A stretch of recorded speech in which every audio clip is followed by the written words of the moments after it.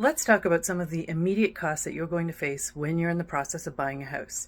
Now, the first and most obvious one is the down payment, and that's usually going to be 5, 10, 15, 20%. That depends on what you and your lender decide on. But let's say you're buying a $500,000 house. So at 10% down, that'll be $50,000 that you need to have ready for that. And in Nova Scotia, when you have an accepted offer, you also put in a deposit. There's no set amount for that. It could be $5,000, $3,000, $10,000. Your realtor will discuss with you what a good deposit is on any given deal.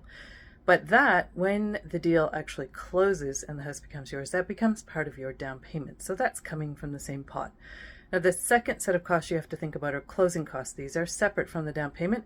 They cover things like deed transfer tax and lawyer's fees, and your lawyer is going to meet with you shortly before closing and give you a final tally for those, and you're going to give them a bank draft for that amount before the closing can happen. The amount for these varies, but generally they're going to fall somewhere in the range of 2 to 3% of the full purchase price of your home. So on a $500,000 home, you're looking at something in the range of $12,500, more or less, for closing costs, and you have to have that cash ready.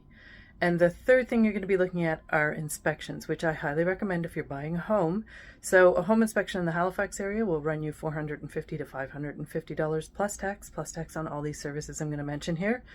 If you want your sewer line checked from the house to the road, which can be a good idea because if there's a problem there, that can be expensive, that'll run you about $250. If you're not on municipal water and sewer, then you have a well and septic. So having the quality of the water tested, $200 to $300.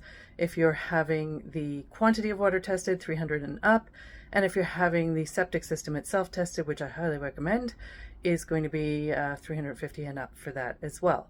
Now, all of these are estimates. Prices will vary, but it's a good starting point for you to understand the actual cost involved when you're buying a home and how much cash you have to have ready, because there is nothing worse than getting towards the end of this experience that can be a bit complicated and stressful and finding out you have a bill in the thousands of dollars that you weren't expecting. So as always, if you have any questions about this or anything else to do with buying or selling a home, get in touch anytime. I am always happy to answer your questions.